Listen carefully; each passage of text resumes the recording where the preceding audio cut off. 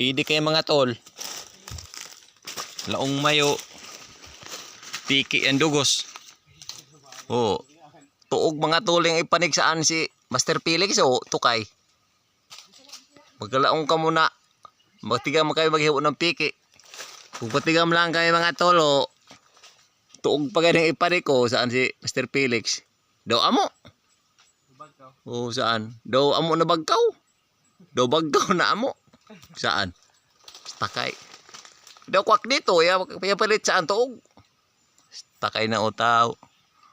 Mastira ka na mamanik yan utaw. O saan punuan? Tak mo saan?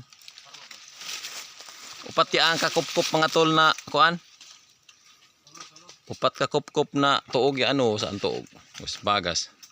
Baligya ka isang mini na tuog basin on mo palit. Pero nga to ako pagsabot sa tag-iya kaya di gini ko nami.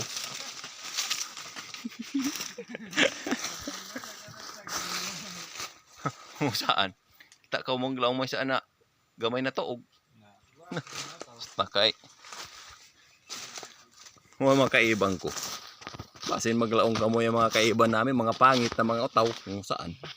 Mga ugapuhay yan o. Oo. Saan? O yan katago na isang sako. Kilaka mo saan? Yan ang pinakagwapo siyang kagbaan kung mapakausang utaw.